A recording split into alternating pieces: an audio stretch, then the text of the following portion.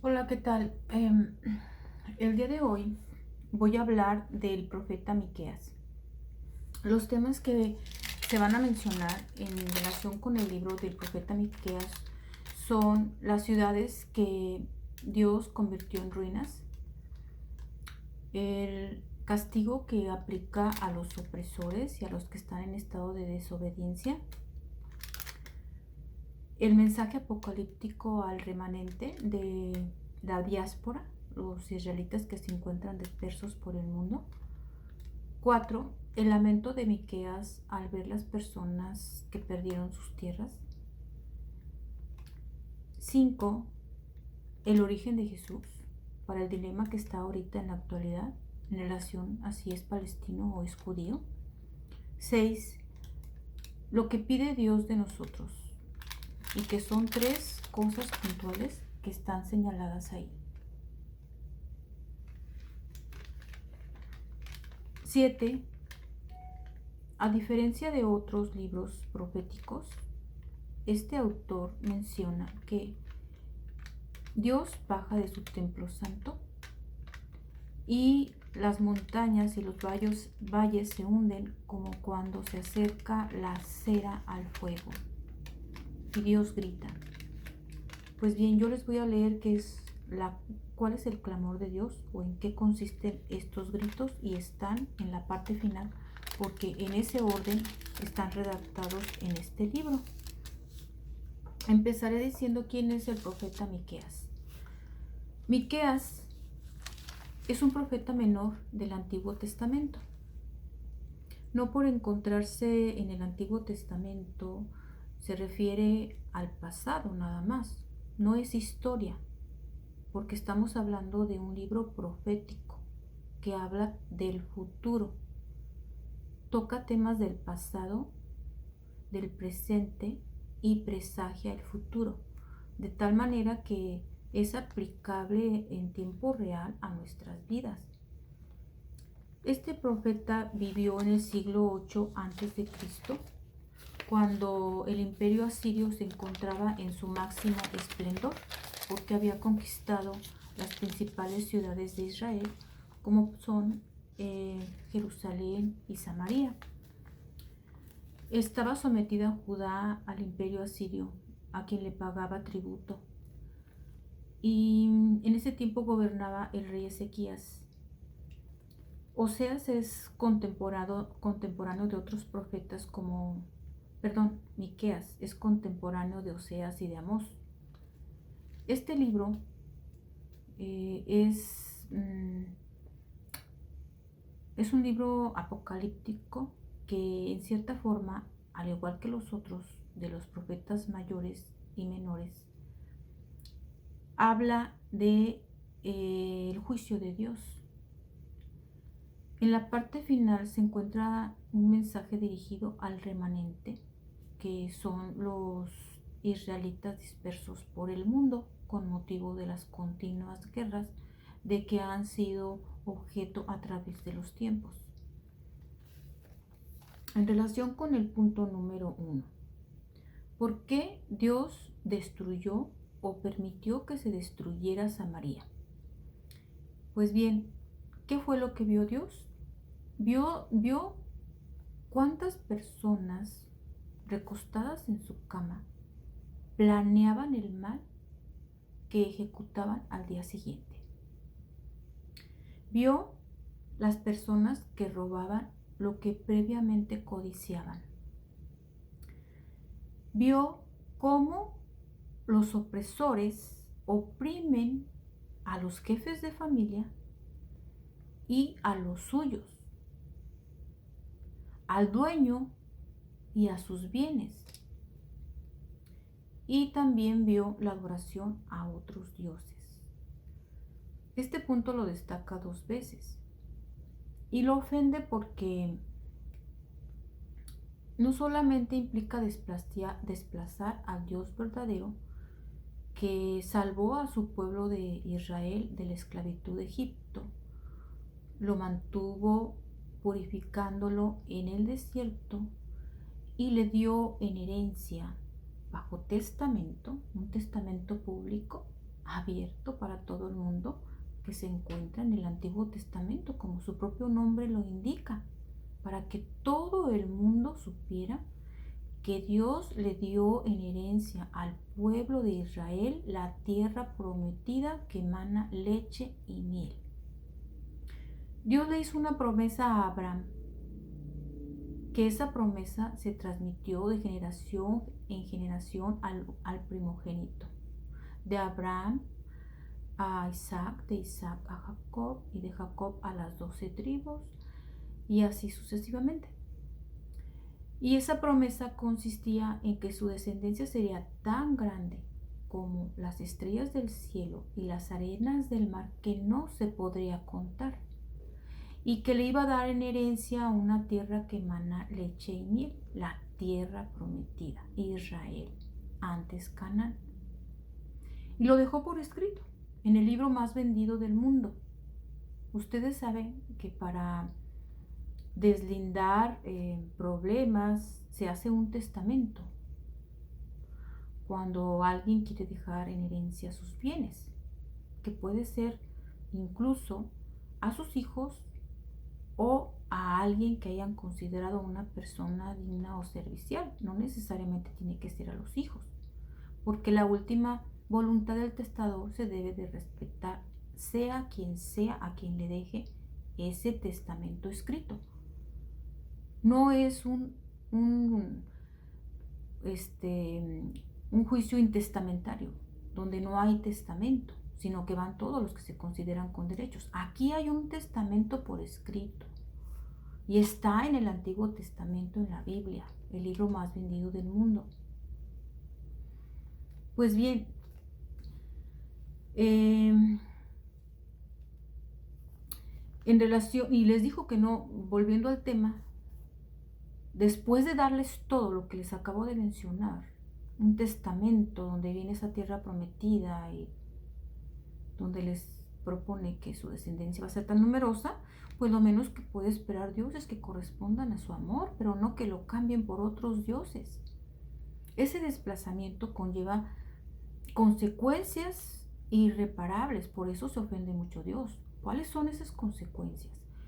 Esas consecuencias son que al momento de adorar a otros dioses, les ofrecen sacrificios humanos y normalizan conductas que están clasificadas como pecado en los 10 mandamientos de la ley de Dios, donde Dios le dio no solamente una tierra prometida, sino una ley para que nunca se le olvidara a su pueblo que tenían que cumplir.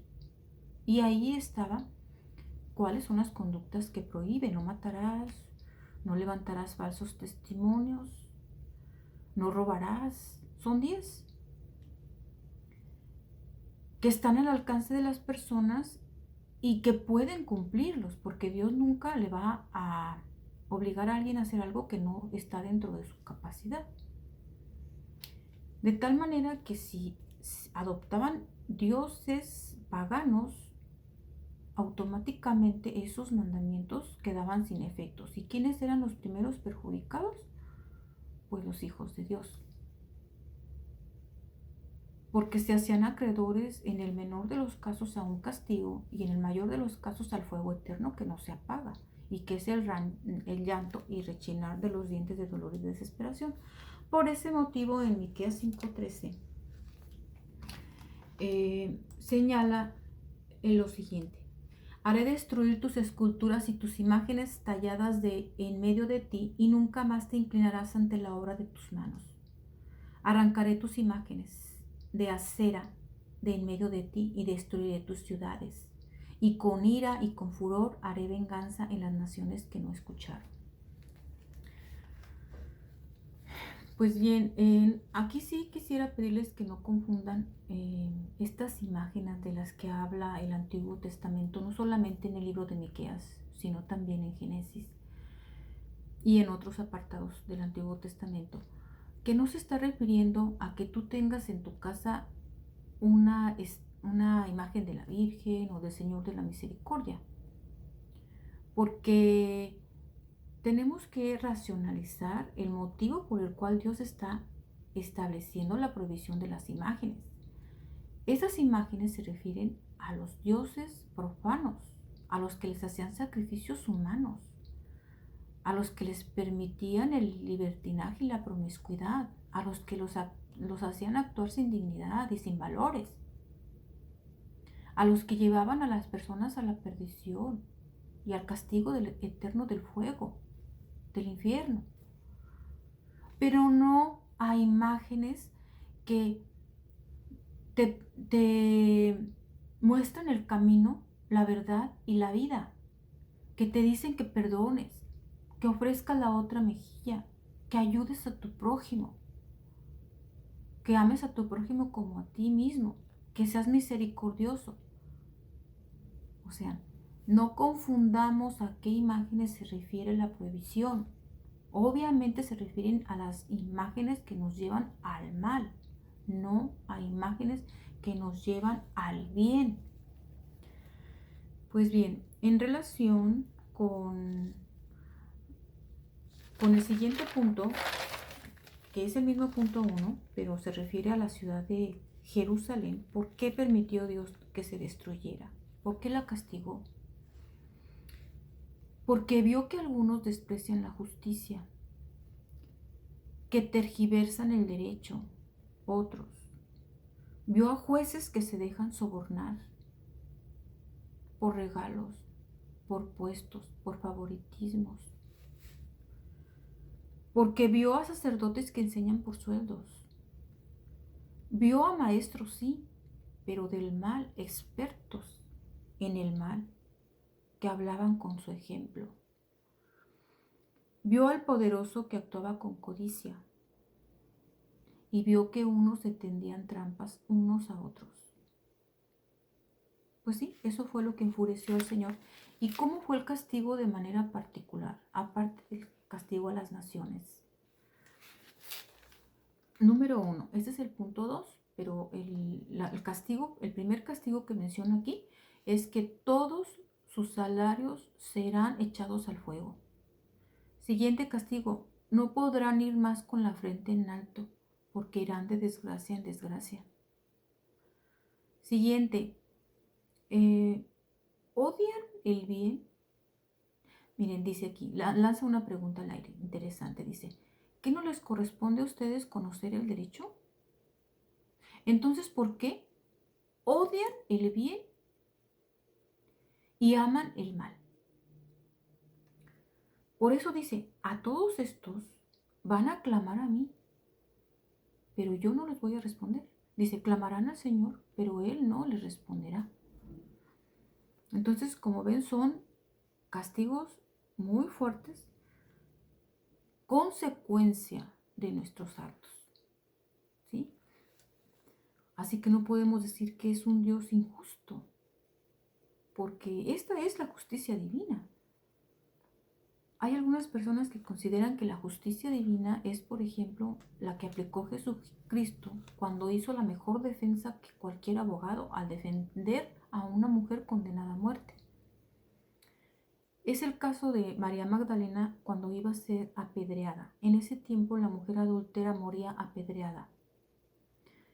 Jesús, escribiendo en el suelo, les preguntó a todos los que estaban listos para apedrear a la mujer, que ya estaba en el suelo lista para recibir las piedras, para morir.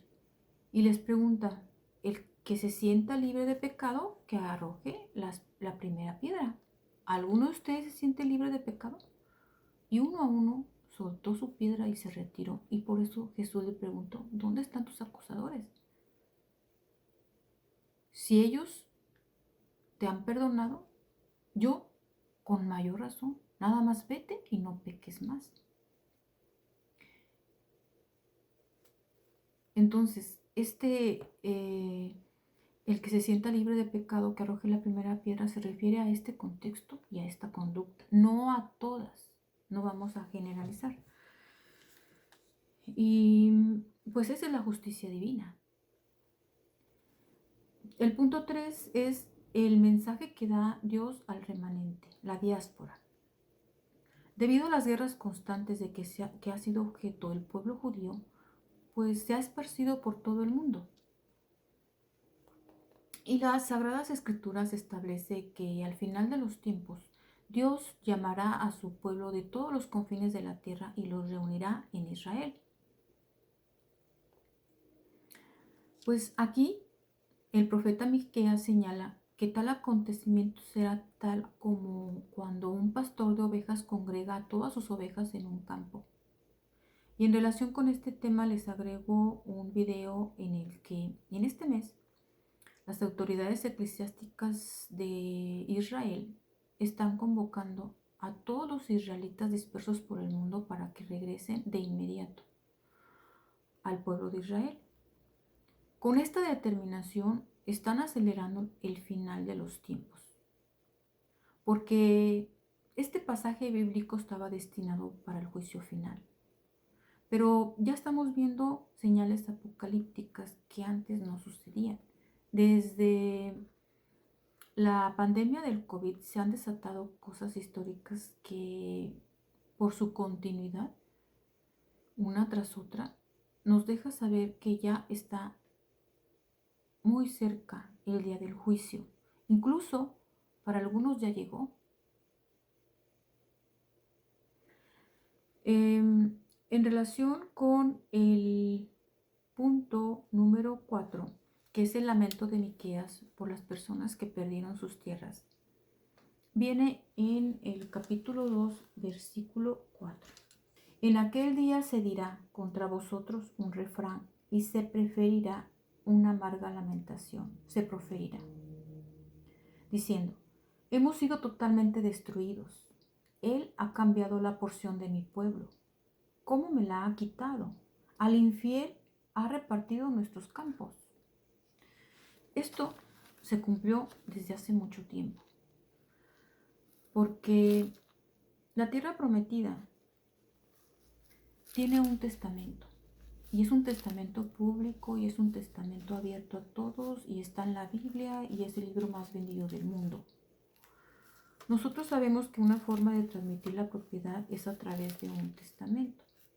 Hay ocasiones que personas mueren intestadas y sus juicios duran más tiempo, porque comparecen personas que incluso no son hijos del que muere y pues consideran que tienen derechos y se presentan y duran más los juicios. Pero en este caso hay un testamento escrito y se llama Antiguo Testamento. Aquí en el Antiguo Testamento está escrito cómo Dios promete a Abraham Canaán, ahora Israel, cómo le promete que su descendencia va a ser tan numerosa como las estrellas del cielo y las arenas del mar, que no se podrán contar. Y le promete una tierra que emana leche y miel, que se la dio a espada, se llama Canaán, ahora Israel. Sin embargo, ahora vemos que pues también le dio en herencia a Ismael, el hijo de Agar, la esclava. Le dio una promesa, le dijo que él iba a tener una gran nación. Pero esa gran nación se refería a Arabia Saudita, no a la tierra prometida, porque la tierra prometida estaba dirigida para el hijo nacido dentro del contexto del matrimonio. En ese tiempo, la esclavitud, las mujeres esclavas eran cosificadas. Entonces sus hijos, pues, no tenían los mismos derechos que un hijo legítimo. Y como ya lo mencioné, un testamento, si el autor de la sucesión decide dejarle sus bienes a un amigo o a un sirviente fiel o a una institución de beneficencia, esa es su última voluntad y se debe de respetar. En este caso, Dios heredó la tierra prometida a los israelitas. ¿Y quién está ocupando ahorita parte de Canaán y parte de Jerusalén?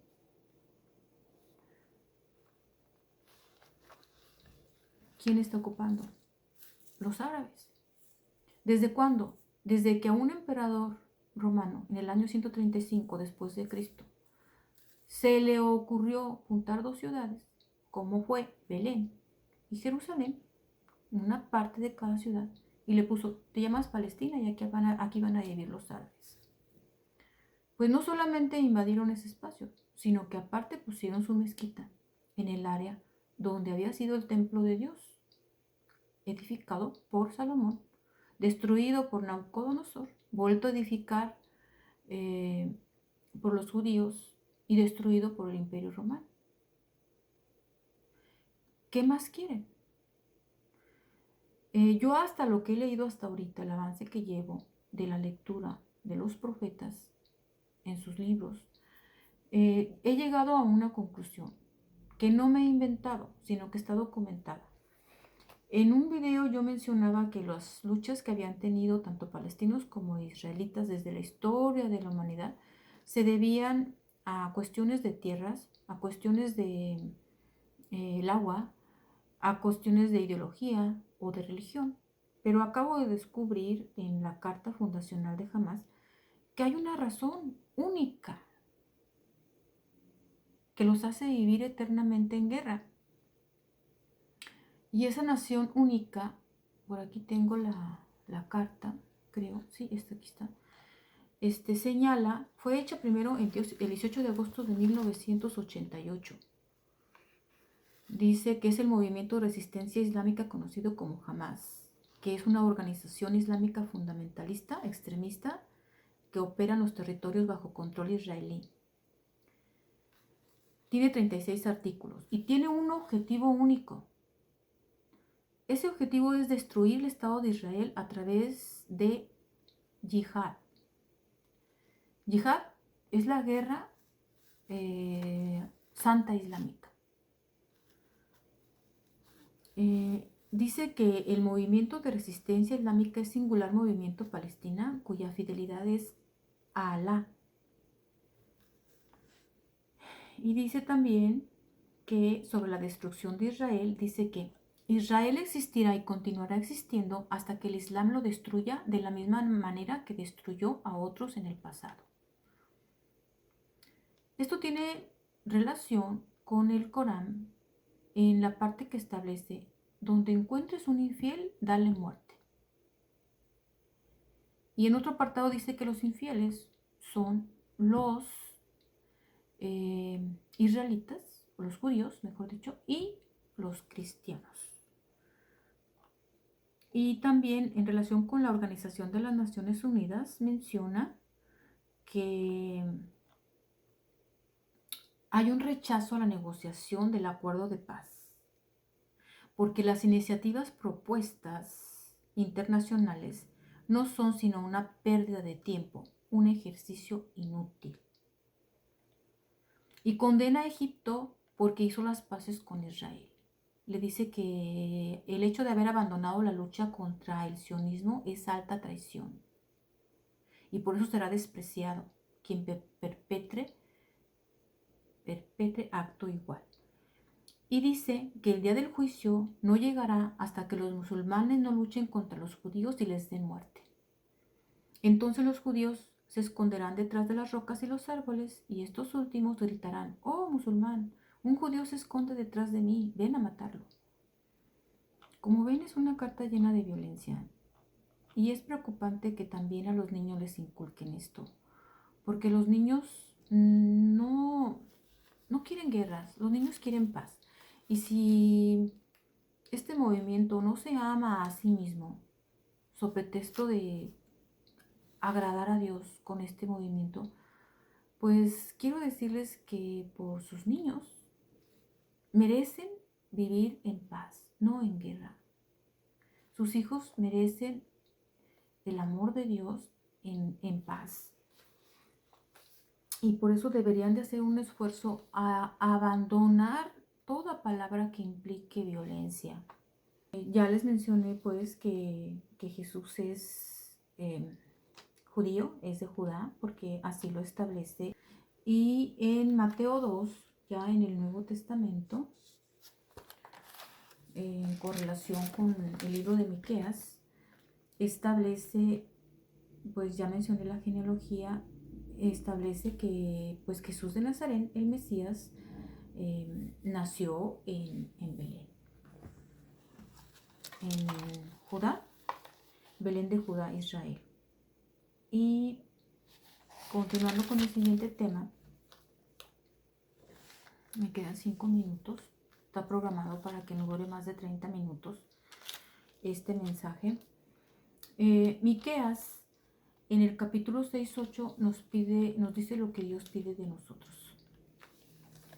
Dios, primero con preguntas, nos hace reflexionar en que ¿acaso nos pide que ofrezcamos a nuestros hijos en holocausto? ¿Acaso nos pide ofrendas muy cuantiosas? No, nos pide algo que ya sabemos y que está dentro de nuestras posibilidades. Y esas cosas son 3. Primero, respetar el derecho. 2, amar la fidelidad. 3, obedecer humildemente a Dios. Esta razón de la obediencia y la humildad, más que nada es porque, si recuerdan, el hecho de saberse los judíos herederos de una promesa tan importante, un pueblo elegido por Dios, es un privilegio muy grande. Es como dirían comúnmente, ya siente que la Virgen le habla. Pues aquí sienten mucho más, porque es Dios mismo quien les está hablando. Por eso les dice, no, sean humildes en obedecer, obedezcan con humildad. El punto 7, y es el último, el castigo a la ciudad. Al inicio del libro, en el capítulo 1, tiene relación con el capítulo 7, porque el profeta inicia diciendo que Dios mismo va a bajar de su pueblo santo y cuando ponga los pies en la tierra, las montañas y los valles se hundirán como cuando la cera se acerca al fuego. Y Dios va a hacer un clamor. Capítulo 6, versículos 9 al 13, aquí lo tengo. Dice, la voz del Señor clamará a la ciudad. Oíd, oh tribu, ¿quién ha señalado su tiempo?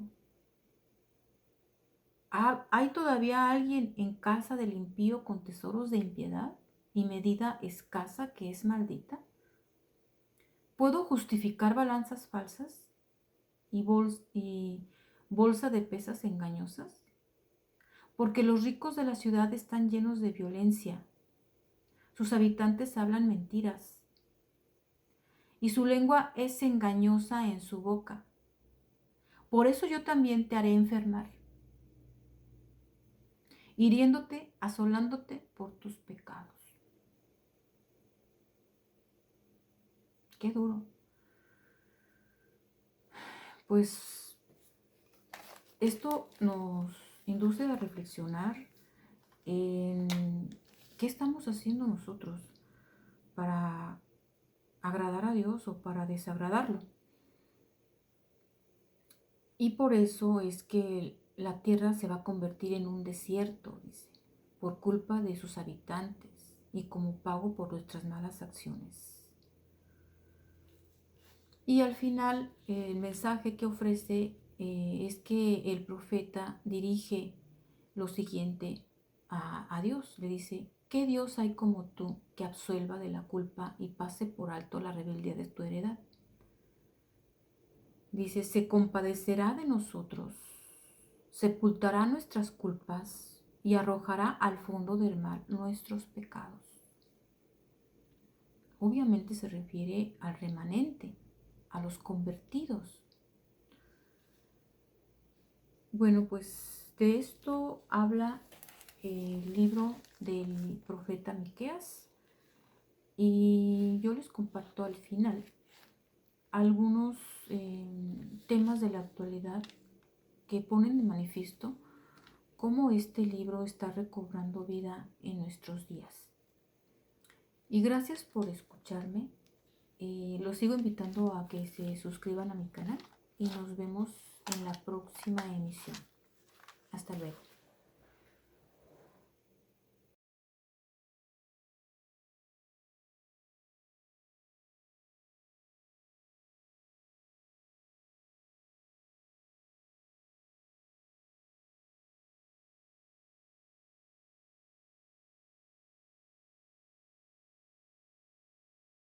El Tribunal de la Torá, acá en Jerusalén, de Har Zion, se sentó hoy a dilucidar la cuestión de la diáspora, del exilio de los hijos de Israel en la diáspora en todo el mundo.